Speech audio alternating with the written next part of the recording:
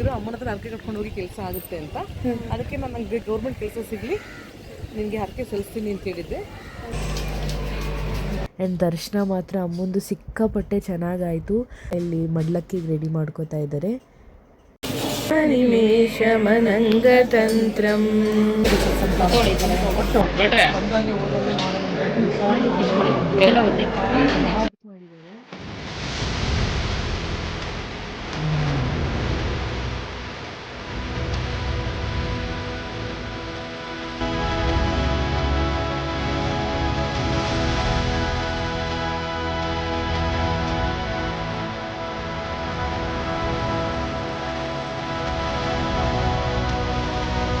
ಎಲ್ರಿಗೂ ನಮಸ್ಕಾರ, welcome back to my YouTube channel. ಇದು ಶಿವಮೊಗ್ಗ ಸೀರೀಸ್ದು ಕಂಟಿನ್ಯೂಷನ್ ವ್ಲಾಗ್ ಆಗಿರುತ್ತೆ. ನಾವು ಕೊಲ್ಲೂರು ಮತ್ತು ಮಾಸ್ತಿ ಅಮ್ಮನವರ ದರ್ಶನ ಮುಗಿಸ್ಕೊಂಡು ನೆಕ್ಸ್ಟು ಸಿಗಂದೂರು ಚೌಡೇಶ್ವರಿ ಅಮ್ಮನವರ ದರ್ಶನ ಮಾಡೋಕ್ಕೆ ಹೊರಟಿದ್ದೀವಿ.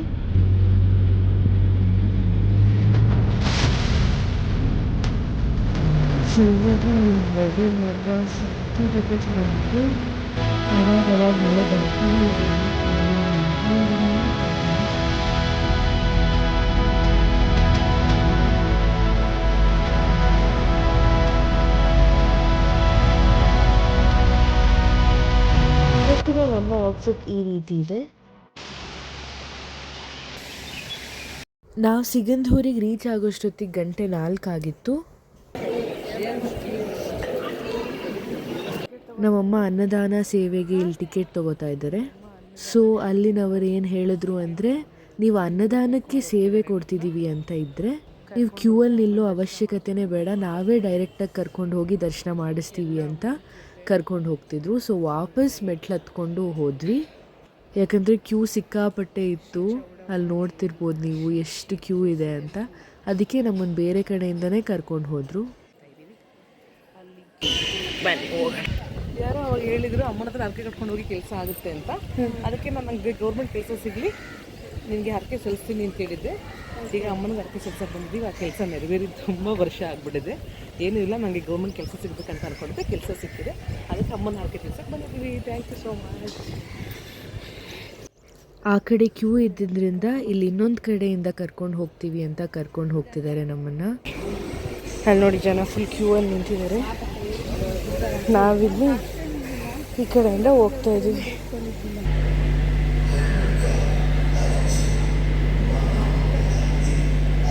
ಅವರೇ ಫುಲ್ ಸಪೋರ್ಟ್ ಮಾಡ್ತಿದ್ದಾರೆ, ವಿಡಿಯೋ ಮಾಡಿ ಈಚೆ ಮಾಡಿ ಆದರೆ ಒಳಗಡೆ ಮಾಡಬೇಡಿ ಅಂತ.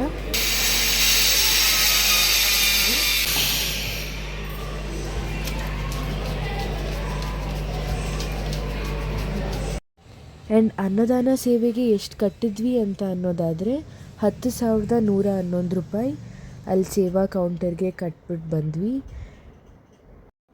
ಅನ್ನದಾನ ಸೇವೆಗಿಂತ ಮಹಾ ಸೇವೆ ಇನ್ನೇನೂ ಇಲ್ಲ ಅಂತ ಅನಿಸುತ್ತೆ. ಆ್ಯಂಡ್ ಆ ತಾಯಿ ಚೌಡೇಶ್ವರಿ ಅಮ್ಮ ಯಾವಾಗಲೂ ಹೀಗೆ ತನ್ನ ಸನ್ನಿಧಾನಕ್ಕೆ ನಮ್ಮನ್ನು ಕರೆಸ್ಕೊಂಡು ಅವಳಿಗೆ ಯಾವ ರೀತಿ ಸೇವೆ ನಮ್ಮಿಂದ ಮಾಡಿಸ್ಕೋಬೇಕು ಅಂತ ಆಸೆ ಇರುತ್ತೋ ಅದನ್ನು ಮಾಡಿಸ್ಕೊಳ್ಳಿ ಅನ್ನೋದೇ ನಮ್ಮ ಆಸೆ. ಆ್ಯಂಡ್ ದರ್ಶನ ಮಾತ್ರ ಅಮ್ಮಂದು ಸಿಕ್ಕಾಪಟ್ಟೆ ಚೆನ್ನಾಗಾಯಿತು. ನಾನು ನಮ್ಮಮ್ಮ ಅಲ್ಲಿ ಕುತ್ಕೊಂಡು ಹಾಡು ಕೂಡ ಹೇಳಿದ್ವಿ. ನಮ್ಮಮ್ಮ ಇಲ್ಲಿ ಮಡ್ಲಕ್ಕಿಗೆ ರೆಡಿ ಮಾಡ್ಕೋತಾ ಇದ್ದಾರೆ.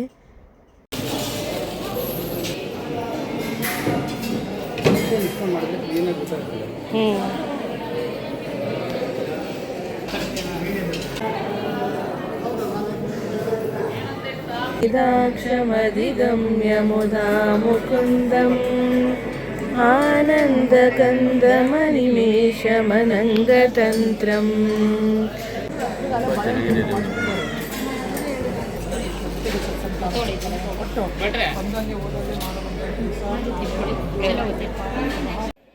ಇದು ನೆಕ್ಸ್ಟ್ ದಿನ ಅಮ್ಮನವರಿಗೆ ಅಲಂಕಾರ ಮಾಡೋದಕ್ಕೆ ಅಂತ ಇಟ್ಟಿರುವಂತಹ ಹೂವು. ಆ್ಯಂಡ್ ಅವರೇ ಹೇಳಿದರು ಇದನ್ನು ರೆಕಾರ್ಡ್ ಮಾಡ್ಕೊಳ್ಳಿ ಹಾಕಿ ಅಂತ. ತುಂಬ ಖುಷಿಯಾಯಿತು ಅವ್ರು ಹಂಗೆ ಹೇಳಿದಾಗ. ಆ್ಯಂಡ್ ಇವಾಗ ಇಲ್ಲಿ ತೀರ್ಥ ಪ್ರಸಾದ ಈಸ್ಕೊಳ್ಳೋದಕ್ಕೆ ಹೋಗ್ತಾ ಇದ್ದೀವಿ. ತೀರ್ಥ ಪ್ರಸಾದ ಈಸ್ಕೊಂಡು ನೆಕ್ಸ್ಟ್ ವಾಪಸ್ ಇಲ್ಲಿಗೆ ಬಂದ್ವಿ. ಆ್ಯಂಡ್ ಇಲ್ಲಿ ನಮ್ಮನ್ನು ಯಾರು ದರ್ಶನ ಮಾಡೋದಕ್ಕೆ ಕರ್ಕೊಂಡು ಹೋದ್ರಲ್ವ ಅವ್ರ ಹತ್ರ ನಮ್ಮ ಅಜ್ಜಿ ಮಾತಾಡ್ತಿದ್ರು, ಕೇಳ್ತಿದ್ರು ನೀವು ಎಷ್ಟು ವರ್ಷದಿಂದ ಇಲ್ಲಿ ಕೆಲಸ ಮಾಡ್ತಿದ್ದೀರಾ ಅಂತ. ಅವ್ರು ಅವಾಗ ಹೇಳಿದ್ರು ನಾನು ಒಂದು 17 ವರ್ಷ ಆಯ್ತಮ್ಮ ಇಲ್ಲಿ ಕೆಲಸ ಮಾಡೋಕ್ಕೆ ಶುರು ಮಾಡಿ ಅಂತ. ಅದಕ್ಕೆ ನಮ್ಮ ಅಜ್ಜಿ ಕೇಳಿದ್ರು, ಎಷ್ಟು ಕೊಡ್ತಾರೆ ನಿಮಗೆ ಸಂಬಳ ಇಲ್ಲಿ ಅಂತ. ಅದಕ್ಕೆ ಅವ್ರು ಹೇಳಿದ್ರು, ನಾನು ಸಂಬಳ ನಂಗೆ ತುಂಬ ಕಡಿಮೆ ಕೊಡ್ತಾರೆ, ನಾನು ಅದನ್ನ ನೆಚ್ಕೊಂಡು ಕೆಲಸ ಮಾಡ್ತಿಲ್ಲ, ಆ ತಾಯಿ ಚೌಡೇಶ್ವರಿ ಅಮ್ಮನಿಗೋಸ್ಕರ ಇಲ್ಲಿದ್ದೀನಿ ಅಂತ. ಅದನ್ನು ಕೇಳಿ ನನಗೆ ಸಿಕ್ಕಾಪಟ್ಟೆ ಒಂಥರ ಖುಷಿಯಾಗೋಗ್ಬಿಡ್ತು. ಅಂದರೆ ತಾಯಿ ಎಲ್ರಿಗೂ ಒಲಿದು ಬರ್ತಾಳೆ. ಇಲ್ಲಿ ನಮ್ಮಮ್ಮ ನನ್ನ ತಮ್ಮ ಏನೋ ಆಟ ಸಾಮಾನು ಬೇಕು ಅಂತ ಅಂತಿದ್ದ, ಸೊ ಅಲ್ಲಿ ತೊಗೊತಿದ್ದಾರೆ ಅದನ್ನು. ಅವನು ಯಾವುದೇ ದೇವಸ್ಥಾನಕ್ಕೆ ಹೋದರೂ ಏನಾದರೂ ಒಂದು ತೊಗೊಳ್ಳೇಬೇಕು. ಆ್ಯಂಡ್ ನಾವು ಅನ್ನದಾನಕ್ಕೆ ಸೇವೆ ಕೊಟ್ಟಿದ್ದಕ್ಕೆ ಅವ್ರು ನಮಗೆ ಸೀರೆ, ಅಮ್ಮನವರ ಫೋಟೋ ಮತ್ತು ಪ್ರಸಾದ ಕೊಟ್ಟರು ನಮಗೆ. ಅಲ್ಲಿ ಈಚೆ ಬರ್ತಾ ಶ್ರೀ ಕ್ಷೇತ್ರಪಾಲ ಭೂತರಾಯನ ಸ್ವಾಮಿ ಗುಡಿ ಇತ್ತು, ಅಲ್ಲಿಗೆ ಹೋದ್ವಿ. ಅಲ್ಲಿ ಹೋಗಿ ಅಲ್ಲಿ ಕೈ ಮುಗಿದು ಅಲ್ಲಿ ಮರ ಥರ ಇದೆ, ಮರನ ಒಂದು ಸುತ್ತ ಹಾಕಿ ವಾಪಸ್ ಈಚೆ ಬಂದ್ವಿ.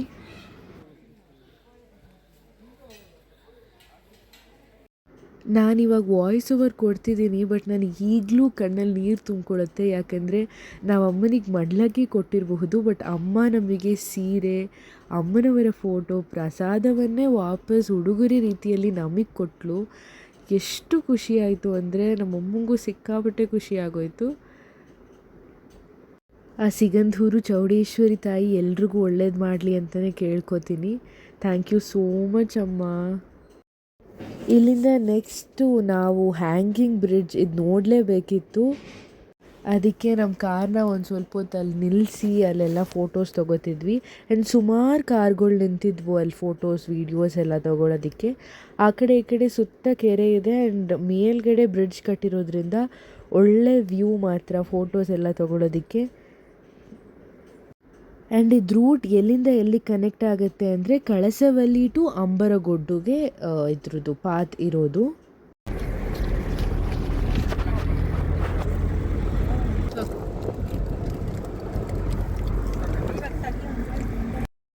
ಇಲ್ಲಿನ ವ್ಯೂ ಮಾತ್ರ ತುಂಬ ಚೆನ್ನಾಗಿತ್ತು. ಅದನ್ನು ನೋಡೋದಕ್ಕೆ ಆ್ಯಂಡ್ ಫೋಟೋಸ್ ತೊಗೊಳೋದಕ್ಕೆ ನೀವು ನೋಡ್ಬೋದು, ಸೈಡಲ್ಲೆಲ್ಲ ಪೂರ್ತಿ ಗಾಡಿಗಳು ಪಾರ್ಕ್ ಮಾಡಿದ್ದಾರೆ. ಆ್ಯಂಡ್ ಸಂಜೆ 7 o'clock ಆದಮೇಲೆ ಪ್ರತಿದಿನ ಲೈಟಿಂಗ್ಸ್ ಇರುತ್ತಂತೆ ಇಲ್ಲಿ. ಸೊ ಅದನ್ನು ನೋಡೋದಕ್ಕೂ ಜನ ವೆಯ್ಟ್ ಮಾಡ್ಕೊಂಡಿದ್ರು. ನಾವು ಅದನ್ನು ನೋಡೋಕ್ಕಾಗಲಿಲ್ಲ, ಬಿಕಾಸ್ ಲೇಟ್ ಆಗೋಗುತ್ತೆ ಅಂತ ಹೊರಟ್ಬಿಟ್ವಿ. ಸಕ್ಕತ್ತಾಗಿ ಗಾಳಿ ಬೀಸ್ತಿದೆ ಮಾತ್ರ, ಚೆನ್ನಾಗಿದೆ ವ್ಯೂ. ಆ ಕಡೆ ಈ ಕಡೆ ಸುತ್ತ ಹೊಳೆ ಇದೆ, ಮಾತ್ರ ವ್ಯೂ ಸಕ್ಕತ್ತಾಗಿ. ಕಲರ್ ಲೈಟ್ ಆನ್ ಮಾಡ್ತಾರೆ, ಕಲರ್ ಆಗ್ತಾ ಇರ್ತದೆ, ಅದು 7 ಗಂಟೆಗೆ ಆನ್ ಮಾಡ್ತಾರೆ, ಕತ್ಲಾದ್ರ ಮೇಲೆ. ಫುಲ್ ಕಲರ್ ಚೆನ್ನಾಗಿ ಕಾಣುತ್ತೆ ಅನ್ಸುತ್ತೆ. ಅದು ಆಗಿದ್ರೆ ಚೆನ್ನಾಗಿ ಕಾಣುತ್ತೆ ಮೇಡಮ್, ಚೆನ್ನಾಗಿ ಕಾಣಲ್ಲ, ಆಗಿದ್ರೆ ಚೆನ್ನಾಗಿ ಕಾಣುತ್ತೆ. ಈಗ ಇದು ಇದನ್ನ ಹಿಡಿದಿಟ್ಟಿದೆ ಅಂತನಾ? ಏನು ಮೇಡಮ್? ಇದೆ ರೋಪ್, ಅದು ರೋಪ್ ರೋಪ್ ಅದೇ ಹಿಡಿದಿರೋದು. ಮರ ರೋಪ್ ಇದೆ ಒಂದು ಸೈಡ್. ಇದು ರೋಪ್ ಹೌದಾ? ಬಾಯ್ ಮಾಡಿದ್ರೆ ನಾನು ನೋಡಿಲ್ಲ. ನಿತ್ಯಮ್ಮ 4 ಪಿಲ್ಲರು 2 ಸೈಡ್ಗೂ 6 ರೋಪ್ ಇರೋದು. 4 ಪಿಲ್ಲರು 6 ರೋಪು. ಇಲ್ಲಿಂದ ಆನ್ ದ ವೇ ಒಂದು ಕಡೆ ಸ್ಟಾಪ್ ಮಾಡಿದ್ವಿ, ಒಂದು ಸ್ವಲ್ಪ ಸ್ನ್ಯಾಕ್ಸ್ ಮತ್ತು ಕಾಫಿ ಟೀ ಏನಾದರೂ ಕುಡಿಯೋಣ ಅಂತ. ಫಟ್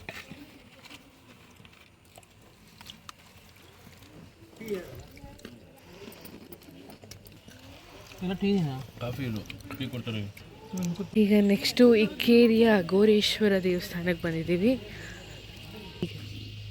ಹಾಯ್ ಗೈಸ್,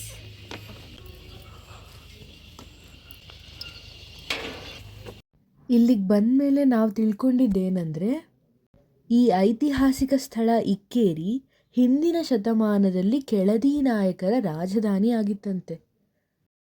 ನಾವು ಹೋಗಿದ್ದ ಸಮಯದಲ್ಲಿ ಅಷ್ಟೊಂದು ಯಾರೂ ಜನನೇ ಇರಲಿಲ್ಲ ಇಲ್ಲಿ. ತುಂಬ ಪ್ರಶಾಂತವಾಗಿತ್ತು ಸ್ಥಳ. ಆ್ಯಂಡ್ ಇನ್ನೊಂದು ವಿಷಯ ಏನಂದರೆ, ಇಕ್ಕೇರಿ ಎಂದರೆ 2 ಬೀದಿಗಳೆಂದರ್ಥ ಅಂತೆ ಕನ್ನಡದಲ್ಲಿ. ಈ ಅಘೋರೇಶ್ವರ ದೇವಾಲಯ ಹೊಯ್ಸಳ ಮತ್ತು ದ್ರಾವಿಡ ಶೈಲಿಯ ವಾಸ್ತುಶಿಲ್ಪದ ಮಿಶ್ರಣವಾಗಿದೆ ಅಂತ ಬೋರ್ಡಲ್ಲಿ ಎಲ್ಲ ಕಡೆ ಹಾಕಿದ್ದಾರೆ. ಸೊ ನಮಗೆ ಹಿಸ್ಟ್ರಿ ಬಗ್ಗೆ ತಿಳ್ಕೊಬೋದು, ಇಲ್ಲಿ ಬರೋರು ಅದನ್ನು ಓದಿ ತಿಳ್ಕೊಳ್ಳಿ ಇದು ಹೆಂಗೆ ಕಟ್ಟಿದ್ದಾರೆ ಅಂತ.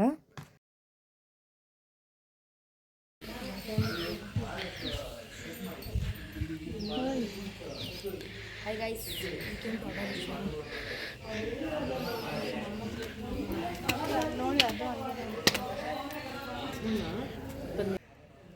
ಸ್ವಾಮಿ ಬಸವಣ್ಣ ಎಡಗಣ್ಣಿನಿಂದ ಶಿವಪ್ಪನ ನೋಡ್ತಾ ಇದ್ದಾರಂತೆ, ಎಡಗಣ್ಣಿಂದ ಬಲಗಣ್ಣಿಂದ ಪಾರ್ವತಿಯಮ್ಮ ನೋಡ್ತಾ ಇದ್ದಾರಂತೆ.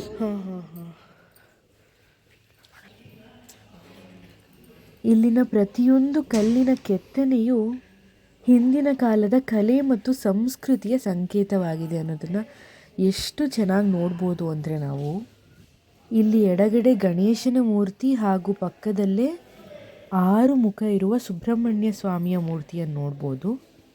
ಹಾಗೂ ದೇವಾಲಯದ ಒಳಗಡೆ ಗರ್ಭಗುಡಿಯಲ್ಲಿ ಶಿವಲಿಂಗ ಹಾಗೂ ನಂದಿಯ ವಿಗ್ರಹಗಳಿವೆ. ಅಲ್ಲಿ ಒಳಗಡೆ ಫೋಟೋ ತೊಗೊಳಂಗಿರಲಿಲ್ಲ, ಸೊ ನಾನು ಅದಕ್ಕೆ ಯಾವುದೇ ರೀತಿಯ ವಿಡಿಯೋವನ್ನು ಮಾಡಲಿಲ್ಲ ಅಲ್ಲಿ. ಇಲ್ಲಿಂದ ಈಚೆ ಬಂದರೆ ಬಲಗಡೆ ಅಖಿಲಾಂಡೇಶ್ವರಿ ಅಮ್ಮನವರ ಗುಡಿ ಇದೆ. ಇಲ್ಲಿ ಸುತ್ತಲೂ ನೋಡ್ಬೋದು, ದೇವಾಲಯದಿಂದ ಹೊರಗಡೆ ಬಂದಿದ್ದ ತಕ್ಷಣ ಎಷ್ಟು ಹಚ್ಚ ಹಸಿರಿನಿಂದ ಕೂಡಿದೆ ಅಂತ. ಆ್ಯಂಡ್ ಭಾಳ ಒಳ್ಳೆ ರೀತಿಯಲ್ಲಿ ಮೇಂಟೈನ್ ಮಾಡಿದ್ದಾರೆ ಎಲ್ಲವನ್ನು. ಬನ್ನಿ ನಂದಿ ನೋಡ್ಕೊಂಬರೋಣ. ಇಲ್ಲಿ ದೊಡ್ಡ ತುಳಸಿ ಕಟ್ಟೆ ಇದೆ.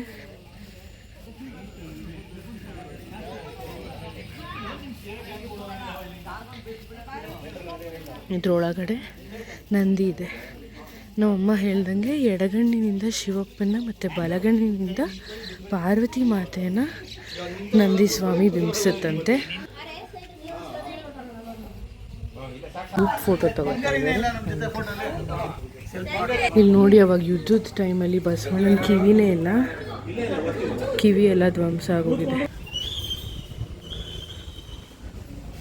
ಇಲ್ಲಿ ನೋಡ್ಬೋದು ಕಿವಿ ಹಾಂ, ಚೆನ್ನಾಗಿತ್ತಲ್ಲ ಏನು ಹಾಂ, ಬಾಲನೂ ಕಟ್ಟಾಗೋಗೈತೆ. ಹೆಂಗಾಯ್ತಪ್ಪ ದೇವಸ್ಥಾನ? ಹೆಂಗಾಯ್ತು? ವ್ಯೂ ಮಾತ್ರ ನೋಡಿ ಮಸ್ತ್ ಕಾಣುತ್ತೆ. ಅಲ್ಲಿ ಪಕ್ಷಿಗಳು.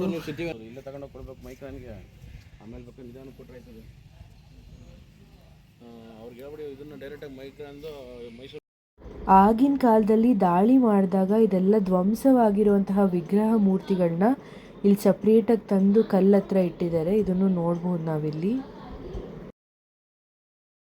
ನಿಮಗಿನ್ನೂ ಇನ್ಫಾರ್ಮೇಷನ್ ಬೇಕು ಅಂದರೆ ಇದರಲ್ಲಿ ನೋಡ್ಕೊಳ್ಳಿ.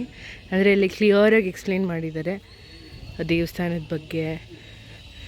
ಬಾ ವಿವೇಕ, ಹೋಗೋಣವಾ? ಈ ವಿಡಿಯೋ ನಿಮಗೆ ಇಷ್ಟ ಆಗಿದ್ದರೆ ಪ್ಲೀಸ್ ಸಬ್ಸ್ಕ್ರೈಬ್ ಮಾಡಿ, ಲೈಕ್ ಮಾಡಿ, ಹಾಗೆ ಶೇರ್ ಮಾಡಿ. Thank you so much for watching.